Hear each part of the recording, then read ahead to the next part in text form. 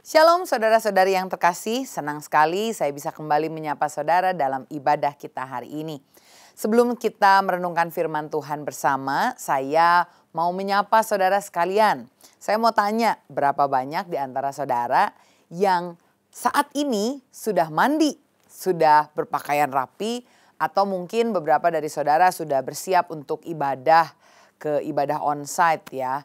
Berapa banyak dari saudara yang seperti itu? Kalau itu saudara, salah satunya mari katakan amin di dalam kolom komentar. Wah, luar biasa sekali kalau memang saudara ketika mengikuti ibadah ini sudah mandi, berpakaian yang baik, duduk yang rapi. Dan itu menunjukkan bahwa saudara antusias ya. Tetapi buat yang belum, mungkin beberapa dari saudara ada yang belum, saya mungkin izin tebak ya. Jangan-jangan saudara ini masih rebarahan di kasur atau masih mungkin memakai baju tidur atau masih bahkan ada yang di bawah selimut sambil mendengarkan khotbah ini. Tentu saya mengapresiasi sekali kerinduan saudara untuk mengikuti ibadah walaupun secara online ya dan juga mendengarkan firman. Tapi saya doakan agar mulai dari hari ini, mulai minggu depan kita semua bisa mempersiapkan diri dengan lebih baik lagi. Mengapa begitu? Ya karena seringkali kita ini terlena. Kita karena ada kemudahan yang teknologi tawarkan, kita cenderung jadi orang yang malas. Jangan sampai nih kemajuan teknologi yang canggih ini membuat kita justru jadi terlalu nyaman sehingga kita tidak mau bergerak. Setuju atau tidak? Karena memang kalau dulu mau ibadah ya pasti harus bangun pagi, harus mandi, masa nggak mandi, harus berpakaian rapi, bahkan harus berkendara. Dan kita melakukan itu tidak pernah telat. Tapi sekarang ketika ada YouTube seperti ini atau siaran-siaran yang lain dari radio, seringkali kita malah justru bukannya mempersiapkan dengan baik tapi jadi malas. Malas pergi ke gereja karena ada ibadah online. Malah untuk bergerak karena semuanya sudah enak ada di rumah. Berapa banyak dari kita yang punya aplikasi pesan antar makanan. Seringkali kita tinggal klik lalu makanan langsung datang. Akibatnya kita jadi malas masak. Jarang kita pergi ke dapur. Senangnya ya udah duduk sambil rebahan kita pesan makanan. Ada juga dengan teknologi artificial intelligence sekarang. Kita juga seringkali terjebak dengan tulis prompt, copy paste dan gak mau berpikir sendiri. Maunya dipikirin sama AI. Atau dengan adanya hiburan di rumah, sosial media, dengan internet yang ada seperti YouTube. Kita jadi malas untuk beres-beres rumah, malas untuk ngobrol sama keluarga. Karena ada game, jadi malas untuk interaksi sama orang lain, malas untuk keluar dari kasur. Kemajuan teknologi yang baik ini tentu jangan sampai membuat kita jadi terlelap dalam kemalasan. Sebaliknya, biarlah firman Tuhan hari ini mengajak kita untuk dapat hidup lebih rajin. Kenapa? Karena teladan kita Tuhan Yesus, dia juga adalah pribadi yang rajin. Dalam Yohanes pasal 5 ayat yang ke-17, Yesus berkata demikian, Bapakku bekerja sampai sekarang, maka aku pun bekerja. Nah jadi kita anak-anak Allah, kita pun dipanggil untuk menjadi orang-orang yang rajin. Sebagaimana khotbah ini memiliki judul Hidup Rajin, Hidup Bermakna. Banyak orang Kristen yang mengedepankan iman dan terlalu mengedepankan iman sehingga mengabaikan perbuatan sama sekali. Banyak yang bertanya, loh bukannya keselamatan kita itu kan karena kasih karunia yang kita terima oleh iman. Bukankah itu bukan karena perbuatan? Kalau gitu ya asal kita beriman cukup dong, itu udah menyenangkan Tuhan. Wah tunggu dulu, memang benar saudara, keselamatan kita adalah anugerah Allah. Karena itu justru kita dipanggil untuk hidup sebagai terang dan membawa dampak baik lewat apa yang kita lakukan. Salah satunya teladan kita ini bisa kita tunjukkan lewat kerajinan hidup kita. Apalagi di tengah orang-orang yang rebahan di sekitar kita. Justru saat kita jadi rajin kita bisa membawa dampak yang berbeda. Bayangkan saudara kalau ada seorang anak diberi warisan oleh keluarganya, oleh orang tuanya sebuah rumah yang megah, rumah yang bertingkat, banyak ruangannya. Dan warisan itu diberikan bukan karena dia hebat, bukan karena dia pintar, tapi karena dia anak. Artinya karena kasih, bukan karena jasa si anak itu. Tetapi karena anak itu benar-benar mencintai orang tuanya, dia rajin menjaga rumah yang telah diberikan. Dia memelihara, merawat, bukannya dengan enak langsung dijual ke orang. Dia melakukan semuanya walaupun rumahnya besar, dibersihkan satu-satu. Kalau dari pagi sampai sore pun rasanya belum selesai. Tetapi dia melakukannya dengan rajin. Bukan karena kewajiban semata, tetapi karena dia betul-betul mensyukuri apa yang telah diberikan oleh orang tuanya. Begitu pula sebetulnya dengan kita. Kita melayani Tuhan dan hidup dengan rajin bukan untuk mendapatkan keselamatan, melainkan sebagai wujud kasih kita kepada Tuhan yang sudah terlebih dahulu mengasihi dan menyelamatkan kita. Kerajinan ini adalah buah yang manis dari keselamatan yang dikerjakan oleh orang percaya. Saudara mungkin ingat perumpamaan tentang talenta dalam Matius 25 ayat 14-30 ya. Di mana ada seorang tuan yang menitipkan talenta kepada beberapa hambanya. Dan ada satu hamba ini yang diberikan satu talenta, di mana tuannya ini jadi sangat marah. Kenapa dia marah? Dia marah bukan karena hambanya yang satu talenta ini gagal untuk mengelola talenta tersebut. Gagal karena mencoba waktu mengembangkan tidak jadi, bukan. Tapi justru tuannya ini marah karena hambanya malas. Hamba yang punya satu talenta atau diberi satu talenta ini dia malah menguburkan talentanya di tanah dan bilang, wah enak banget ini Tuan, nyuruh-nyuruh saya. Mana lagi dia mau pergi, lalu dia mau ikut panen hasilnya padahal dia gak ikut menabur, enak banget. Udah saya kubur aja ini talenta. Lihat saudara, dia bukannya berterima kasih. Sudah diberikan kepercayaan, dikasih satu talenta yang tidak murah. Tapi justru dia punya pikiran yang negatif buat tuannya. Dia tidak mau berusaha. Dia mengubur talenta itu dan melihat itu sebagai suatu beban, suatu kewajiban. Dan bagaimana respon tuannya? Dari perumpamaan itu diceritakan bahwa tuannya mengambil talenta yang diberikannya. Lalu bilang sama hambanya itu, hei kamu hamba yang jahat dan malas, tercampaklah kamu ke dalam kegelapan. Tentu kita tidak mau kata-kata itu diberikan kepada kita. Saat kita bertemu dengan Tuhan, kita ingin Tuhan bilang, selamat datang hambaku yang baik dan setia, bukan hambaku yang jahat dan malas. Karena itulah Efesus 2 ayat 10 berkata, kita ini buatan Allah, diciptakan dalam Kristus Yesus untuk melakukan pekerjaan baik yang dipersiapkan Allah sebelumnya. Ia mau supaya kita hidup di dalamnya. Allah sudah mempersiapkan area-area di mana kita harus rajin melakukan pekerjaan baik. Oleh karena itu jangan sampai saya dan saudara terlena dan menjadi lalai. Ada 4 area yang hari ini kita akan bicarakan. Area mana yang Tuhan ingin kita rajin mengerjakannya. Yang pertama saya lihat area ini adalah area dari hubungan kita ke atas. Artinya dia ingin kita rajin membangun hubungan dengan Tuhan. Seringkali kalau kita berbicara tentang kerajinan, kita langsung pikiran kita lompat, berpikir soal pekerjaan.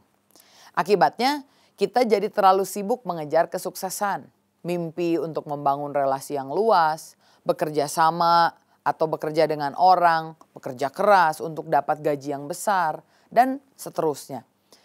Bekerja dengan rajin tentu itu baik saudara. Tapi tunggu dulu, ada yang lebih penting yang harus dikerjakan sebelum itu.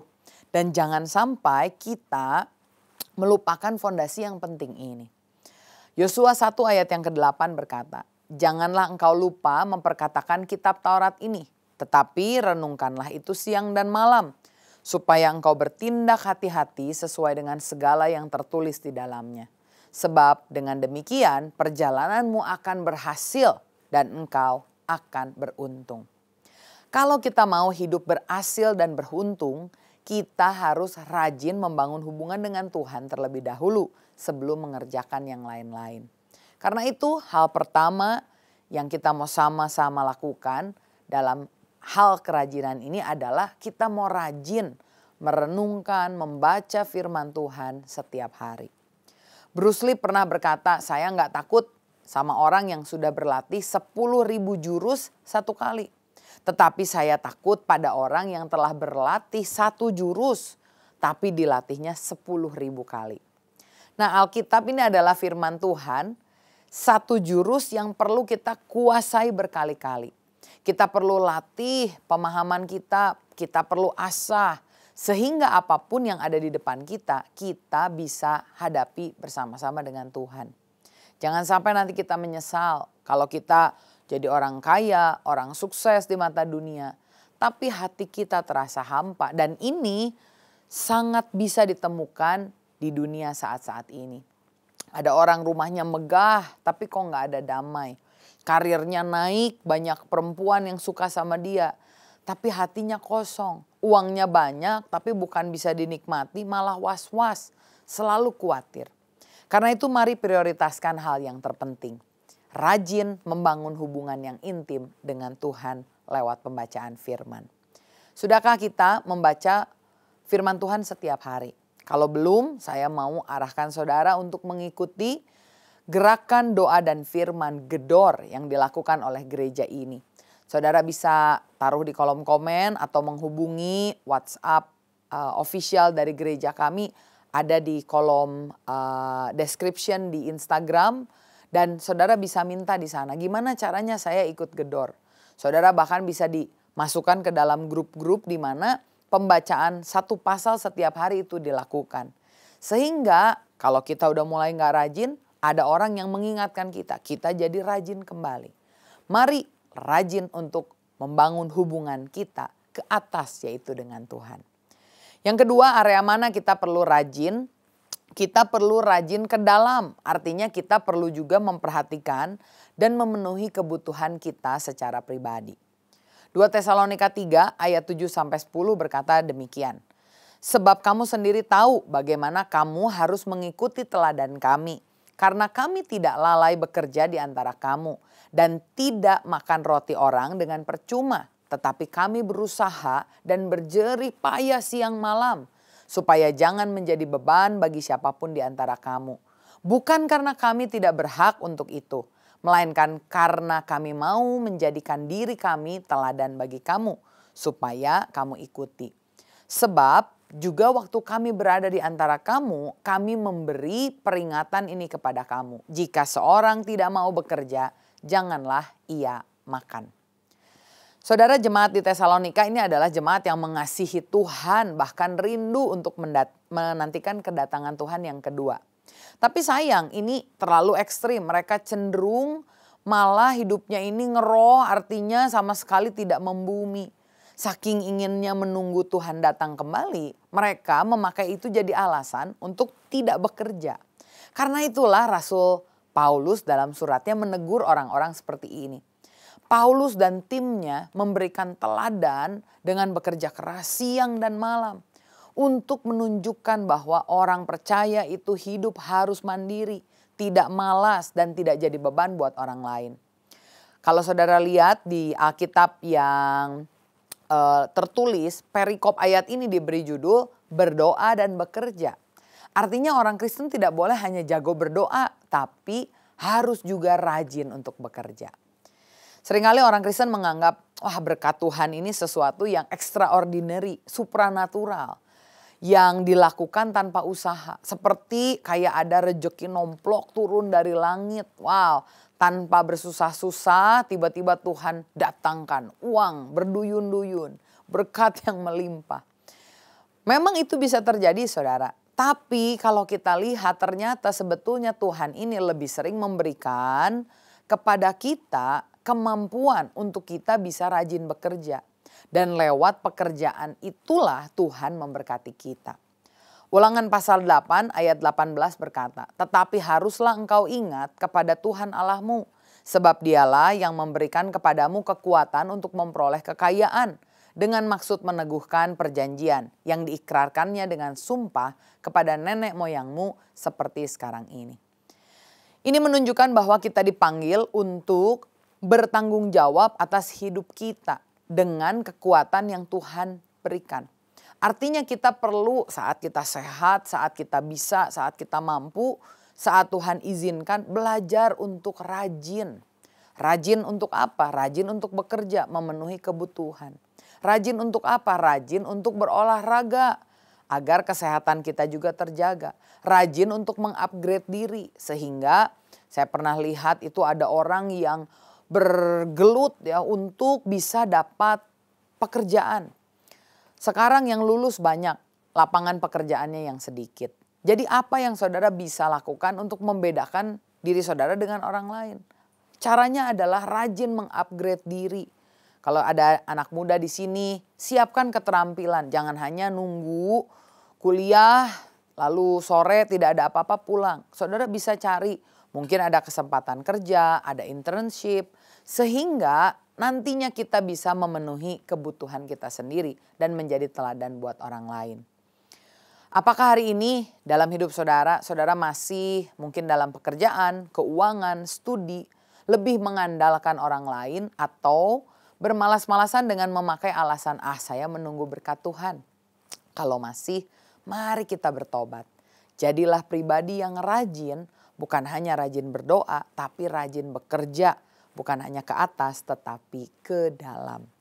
Yang ketiga, rajin untuk apa? Rajin untuk keluar. Keluar artinya menolong dan memberkati sesama manusia. Galatia 6 ayat 9 berkata, janganlah kita jemu-jemu berbuat baik, karena apabila sudah datang waktunya kita akan menuai jika kita tidak menjadi lemah. Setelah membangun kerajinan tadi ke atas, ke dalam, kita juga punya giliran untuk menjadi rajin memberi keluar. Saya ingat ada seorang pria namanya Oskar Schindler. Dia ini seorang pengusaha Jerman yang hidup di masa Perang Dunia Kedua. Dia awalnya ini punya pabrik dan memanfaatkan pekerja Yahudi di pabriknya untuk mencari keuntungan karena dibayar murah. Tapi ketika Perang Dunia Kedua itu terjadi, dia melihat dan hatinya tergerak bagaimana ada kekejaman dari Nazi. Dan dia ini memutuskan untuk menyelamatkan mereka. Dan dengan berbagai cara, dengan berbagai alasan, dia berusaha untuk tolong orang sebanyak-banyaknya. Setelah Perang Dunia ini usai, Schindler memang jatuh miskin. Tapi puluhan tahun kemudian, saudara tahu dia mendapatkan penghargaan yang begitu luar biasa. Keturunan dari mereka yang pernah diselamatkan tidak pernah akan bisa melupakan kebaikan dari Oskar Schindler. Dan sampai hari ini, nama Oskar Schindler ini dihormati sebagai pahlawan yang luar biasa. Bahkan kisah hidupnya ini difilmkan menjadi satu film namanya Schindler's List untuk mengingatkan kita pengabdian orang yang bukan hanya bekerja bagi dirinya tapi menolong sesama. Ada pepatah yang berkata, you make a living by what you get, but you make a life by what you give. Kita hidup dengan apa yang kita dapatkan, tetapi kita bisa membuat hidup dengan apa yang kita berikan. Hidup bukan sekedar hidup seperti itu saja, memenuhi kebutuhan secara jasmani. Tapi hidup yang bermakna itu adalah hidup yang kita juga berikan untuk orang lain. Apakah hubungan kita mungkin ke atas, ke dalam sudah baik kita bangun dengan rajin? Jika ya, bagus saudara.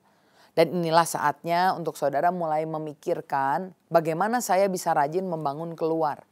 Bagaimana saya bisa menemukan orang, kegiatan, proyek yang saya bisa terlibat di dalamnya sehingga saya bukan hanya hidup untuk diri saya sendiri. Saya bukan hanya diberkati tetapi saya mau juga hidup buat orang lain. Diberkati lewat kerajinan tangan saudara. Yang keempat, yang terakhir, bukan hanya kita rajin membangun hubungan ke atas, ke dalam, keluar, tapi kita juga perlu membangun hubungan ke depan. Artinya kita harus maju rajin dalam pekerjaan Tuhan. 1 Korintus 15 ayat 58 berkata, karena itu saudara-saudaraku yang kekasih, berdirilah teguh, jangan goyah, dan giatlah selalu dalam pekerjaan Tuhan. Sebab kamu tahu bahwa dalam persekutuan dengan Tuhan, jerih payahmu tidak sia-sia. Rajin mempersiapkan hidup ini di dunia itu sangat baik saudara. Saudara rajin sekolah untuk dapat pekerjaan baik. Saudara rajin kerja untuk bisa dapat punya tabungan.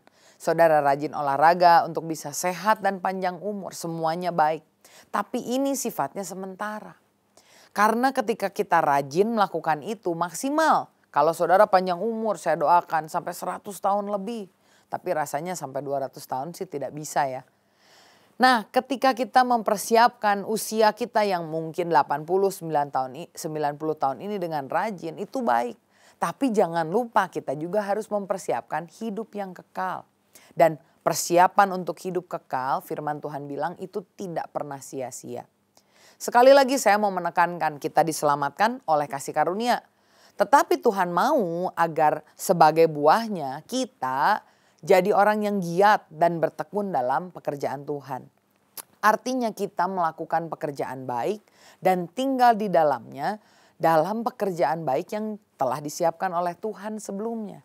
Dalam ayat yang kita baca di atas, Yohanes 5 ayat 17, Yesus berkata, "Bapakku bekerja sampai sekarang, maka aku pun bekerja juga." Sebetulnya apa sih yang Yesus dan Bapa kerjakan sampai hari ini? Jawabannya adalah mencari dan menyelamatkan orang yang terhilang. Allah sangat rindu untuk sebanyak-banyaknya orang selagi masih ada kesempatan. Mereka bisa bertobat menerima Yesus sebagai Tuhan dan Juru Selamat. Karena itu Allah bekerja dan karena Allah bekerja kita juga harus turut bekerja bersama-sama dengan Allah dalam hal ini. Kita tidak bisa hanya tinggal diam.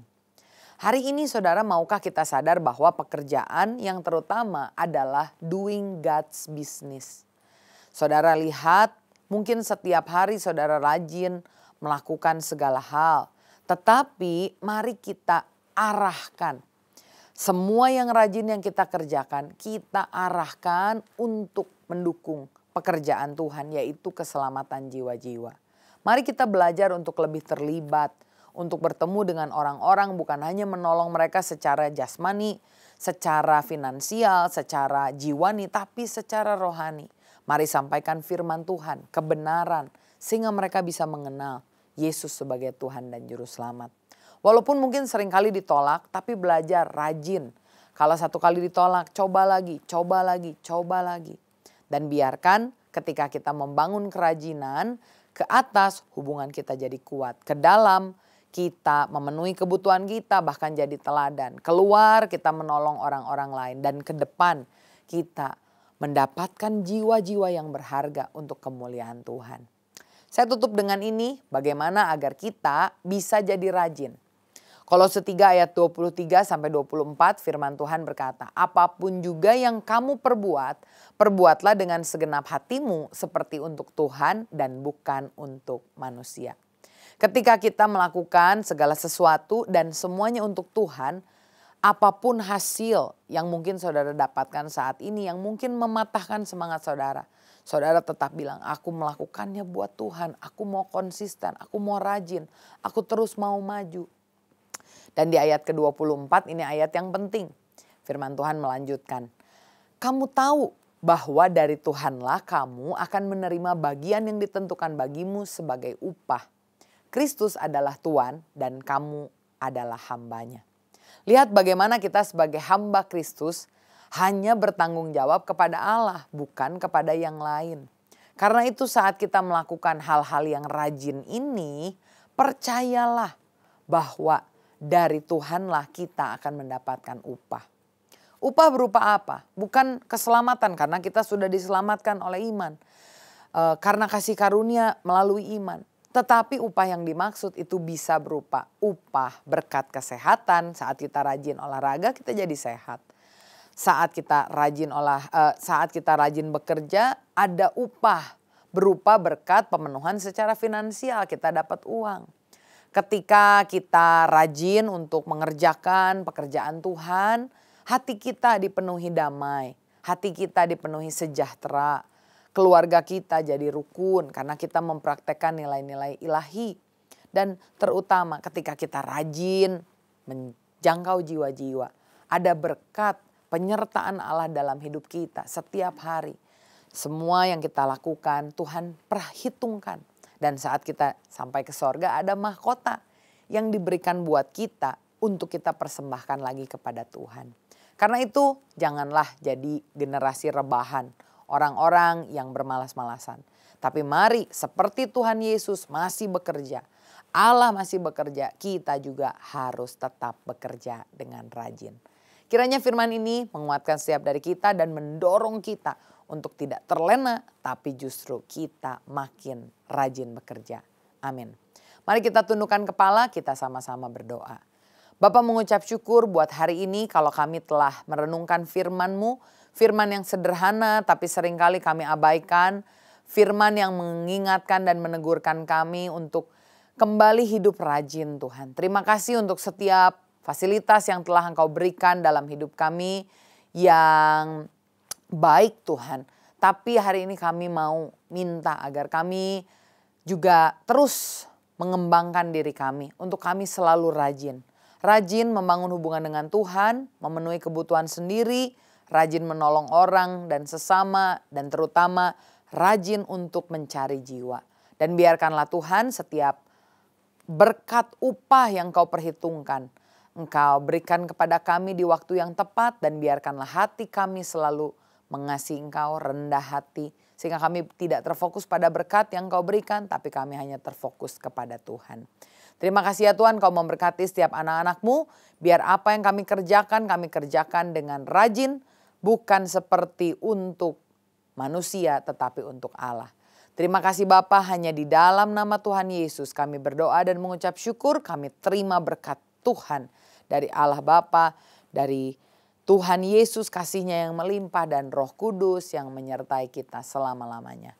Hanya di dalam nama Tuhan Yesus Kristus, haleluya, amin. Tetap semangat, Tuhan Yesus memberkati.